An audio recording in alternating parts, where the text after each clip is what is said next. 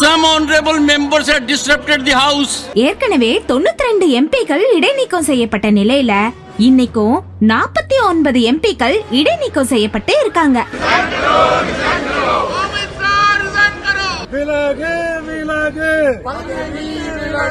மூன்று மாநிலங்கள்ல பாஜக ஜெயிச்சாலும் ஜெயிச்சிச்சு, ஆட்டம் தாங்க முடியல. ஏற்கனவே ஏகப்பட்ட ஆட்டம், இதுல சலங்கைய வேற கட்டி விட்ட மாதிரி ஆயிடுச்சு. 3 ஸ்டேட் ஜெயிச்சாங்கல்ல, அதுக்கு பிறகு அவங்களுடைய நடவடிக்கைகள் ரொம்ப மோசமா போயிட்டு இருக்கு. ரொம்ப அக்ரெசிவானா ரொம்ப அக்கிரமமாக நடந்துட்டு இருக்கு. தூத்துக்குடி மாவட்டம் ஸ்ரீவைகுண்டத்துல 3 நாளா சிக்கி தவிச்ச ரயில் பயணிகள் நிலைமைய கேள்விப்பட்ட உடனே மனசு தாங்கலங்க. குழந்தைகள், கர்ப்பிணி பெண் உள்ளிட்ட 800க்கும் மேற்பட்டவங்க சிக்கியிருந்தாங்க. மீட்கப்பட்டவங்களுக்கு மருத்துவ சிகிச்சையும் கொடுக்கப்பட்டிருக்கு. யாரும் எதிர்பார்க்காத கொடுமையா இந்த சம்பவம் நடந்திருக்கு.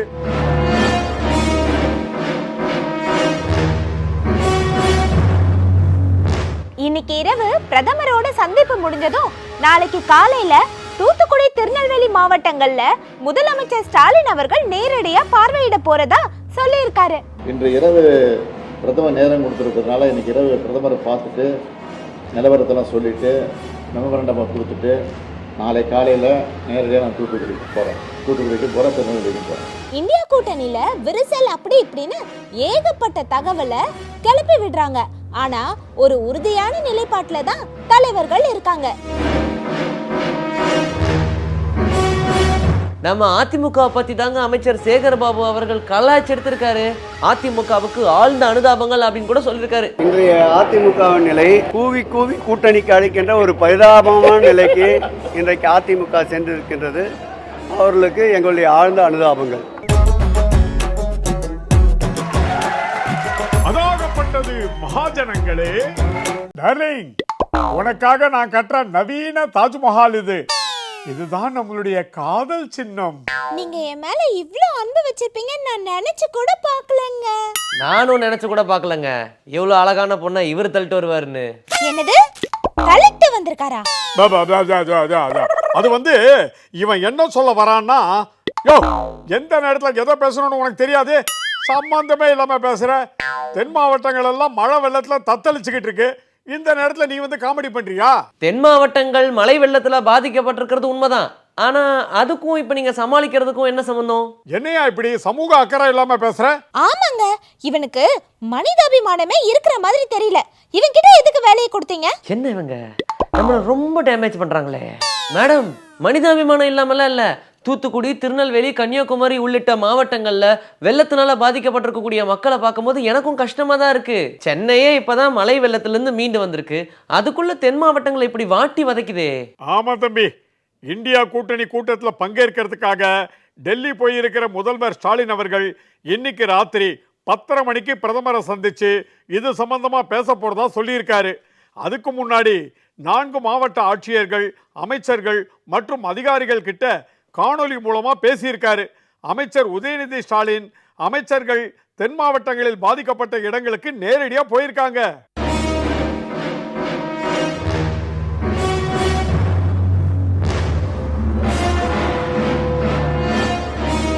அது மட்டும் இல்லாம அரசு இயந்திரம் முழுமையா முடுக்கிவிடப்பட்டிருக்குன்னு அமைச்சர் KKSSR ராமச்சந்திரன் அவர்கள் தெரிவிச்சிருக்காரு. நம்முடைய மாண்பு முதலமைச்சர் அவர்கள், அமைச்சர்கள், அதிகாரிகள், சம்பந்தப்பட்ட IAS அதிகாரிகளும் இன்றைக்கு அனுப்பி வைத்திருக்கிறார்கள். அந்த பணியை நாங்கள் நேற்றைக்கும் இன்றைக்கும் ஆய்வு செய்து கொண்டிருக்கிறோம். இதற்கு வேண்டிய அந்த எதிர்காலத்தில் இதுபோல் வராமல் இருப்பதற்கு வேண்டிய அந்த அடிப்படை வேலைகளையும் செய்வதற்கு வேண்டிய அந்த பணிகளையும் செய்யவிருக்கிறோம். ஆகவே அரசாங்க இயந்திரம் முழுமையாக இதில் இயங்கிக் கொண்டிருக்கு என்பதை தெரிவித்துக் கொள்கிறோம். வானிலை ஆய்வு மையத்தின் கணிப்பை தாண்டி வரலாறு காணாத கனமழை பெஞ்சிருக்குன்னு முதல்வர் ஸ்டாலின் அவர்கள் டெல்லி செய்தியாளர் சந்திப்புல சொல்லியிருக்காரு. கடுமையான மழை பொழிவு 17 மற்றும் 18 தேதிகளில் ஏற்படும் என்பதை சென்னை வானிலை ஆராய்ச்சி மையம் 17ஆம் தேதி அளித்தது. வானிலை ஆராய்ச்சி மையம் குறிப்பிட்ட மழை அளவுக்கு பல மடங்கு அதிகமாக மழைப்பொழிவு இம்மாவட்டங்களில் வரலாற்றில் இதுவரை பதியப்படாத அளவுக்கு ஏற்பட்டது. எடுத்துக்காட்டாக காயல்பட்டணத்தில் 94 சென்டிமீட்டர் மழை, அப்பகுதியே வெள்ளக்காடானது. ஆமா மேடம், மத்திய அரசின் நிதி கூடுதலா கேட்கப்பட்டிருக்கிறதாவும் சொல்லியிருக்காரு. அதாவது மொத்தத்துல பார்த்தோம்னா 12,659 கோடி ரூபாய் கேட்கப்பட்டிருக்கான். ஒன்றிய அரசு இந்த ஆண்டு வழக்கமாக வழங்க வேண்டிய 450 கோடியை வழங்கியிருக்கிறது. இது பெரும் பேரிடர் என்பதால் கூடுதல் நிதியை கோரியுள்ளோம். ஒன்றிய அரசால் அனுப்பி வைக்கப்பட்ட குழு தமிழ்நாட்டில் 3 நாட்கள் தங்கி பல்வேறு இடங்களை பார்வையிட்டது. இறுதியாக கோட்டையில் வந்து என்னை சந்தித்தார்கள். முழுமையான சேதங்களை கணக்கிட்டு தற்காலிக நிவாரணத் தொகையாக 7,033 கோடியும் நிரந்தர தீர்வு பணிகளுக்காக 12,659 கோடியும் வழங்க வேண்டும் என்று கோரிக்கை வைத்துள்ளேன். மாற்றான் தாய் மனப்பான்மையோடு இல்லாம தமிழ்நாட்டுக்கு தேவையான நிதியை மத்திய அரசாங்கம் கொடுத்தா நல்லா இருக்கும். நல்லா தான் இருக்கும். ஆனால் நாட்டில் நடக்கிற சம்பவங்கள் அப்படியா நடக்குது?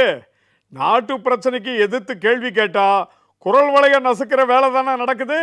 ஆமாங்க, நாடாளுமன்ற பாதுகாப்பு பத்தியும் கேள்வி கேட்க கூடாது, நாட்டு மக்களுடைய பிரச்சனைய பத்தியும் பேசக்கூடாது. அப்படியெல்லாம் பேசினா சஸ்பெண்ட் பண்ணிடுவாங்க. என்னங்க பொடி வச்சு பேசுறீங்க? கொஞ்சம் விளக்கமா தான் சொல்லுங்களேன். தம்பி, நாடாளுமன்றத்தில் பாதுகாப்பு குறைபாடு தொடர்பா மத்திய உள்துறை அமைச்சர் அமித்ஷா விளக்கமளிக்க கோரியும் 14 எம்பிக்கள் மீதான இடைநீக்கத்தை திரும்ப பெற வலியுறுத்தியும் எதிர்க்கட்சி எம்பிக்கள் குரல் எழுப்பினாங்க. இதனால இரு அவைகள்லையும் நேற்று ஒரே நாளில் 78 எம்பிக்கள் இடைநீக்கம் செய்யப்பட்டிருக்காங்க. இந்த விஷயம் உனக்கு தெரியாதா? தெரியும் சார். சஸ்பெண்ட் செய்யப்பட்ட எம்பிக்கள் எல்லாம் நாடாளுமன்றத்தில் தொடர்ச்சியாக குரல் கொடுத்து வந்துட்டு இருக்காங்க. அது மட்டும் இல்லாம உள்துறை அமைச்சர் அமித்ஷா பதவி விலகணும்னு கோஷமும் எழுப்பிட்டு இருக்காங்க.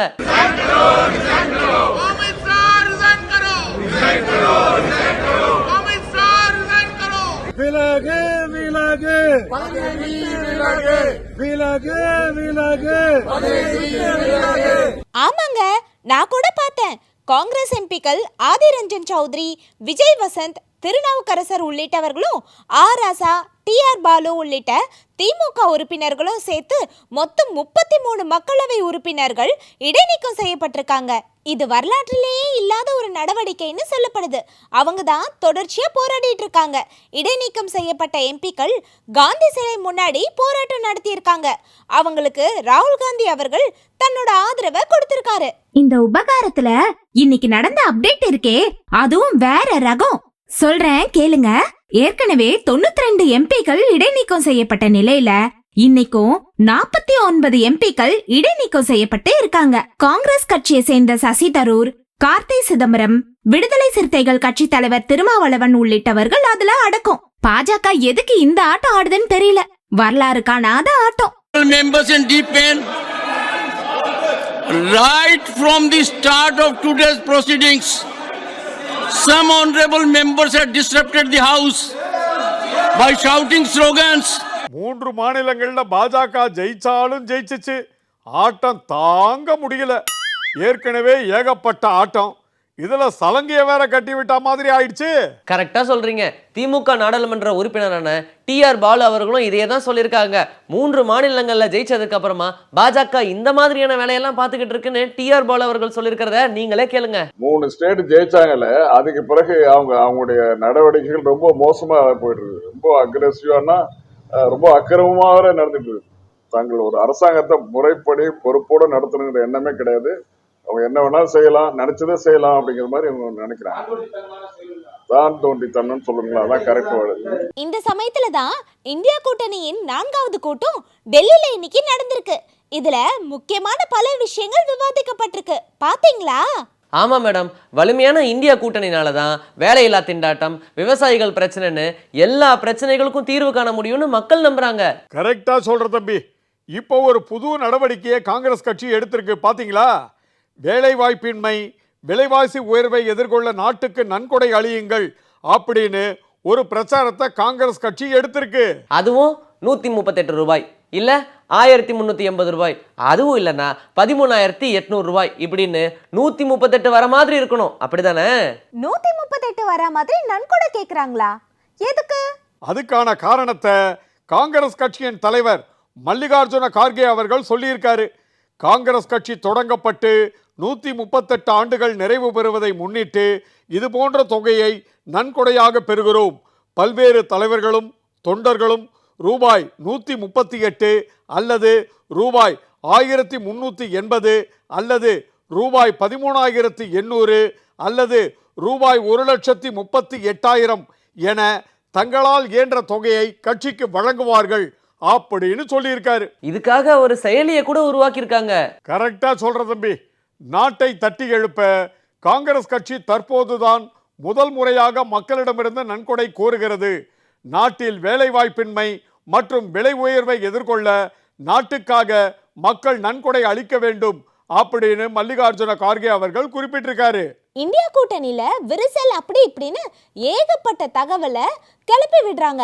ஆனா ஒரு உறுதியான நிலைப்பாட்டுல தான் தலைவர்கள் இருக்காங்க. இந்தியா கூட்டணி கூட்டம் நடக்கிறதுக்கு முன்னாடியே நம்ம முதலமைச்சர் ஸ்டாலின் அவர்கள் டெல்லி முதலமைச்சர் அரவிந்த் கெஜ்ரிவால் அவர்களை சந்திச்சு பேசியிருக்காரு. பாத்தீங்களா?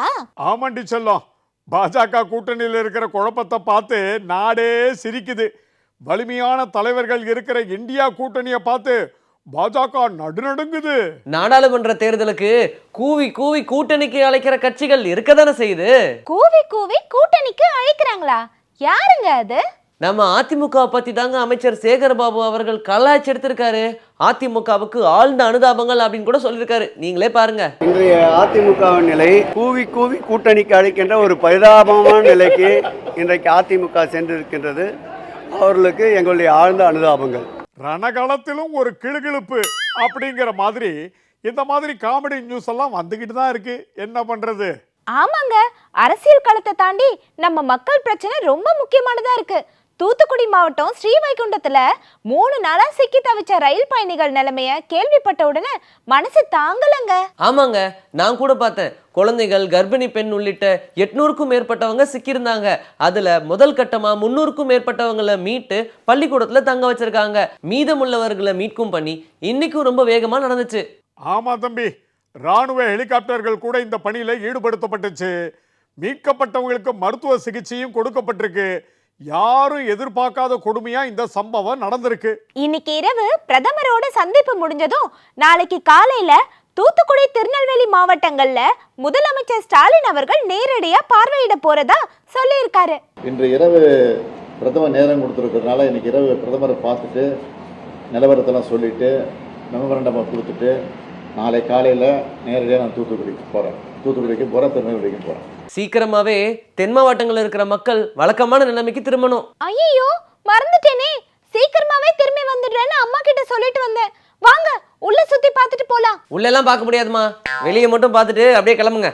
என்ன, வெளியில மட்டும் பார்த்துட்டு கிளம்பணுமா? ஆமா, அதான் டீலிங். பிட்டு உங்ககிட்ட சொல்லவே இல்லையா? டேய், காரியத்தை ஏண்டா கெடுக்கிற? செல்லக்குட்டி, இன்னும் வேலை முடியல. வேலை முடிஞ்சதுக்கு அப்புறம் தான் உள்ள போய் பார்க்கணுங்கிறது தான் டீலிங். என்னமோ யாரோ கட்டுற வீட்டை என்கிட்ட டிராமா பண்ணி காமிக்கிற மாதிரி இவன் சொல்றான். ஏங்க, என்னங்க டக்குன்னு கண்டுபிடிச்சிட்டீங்க?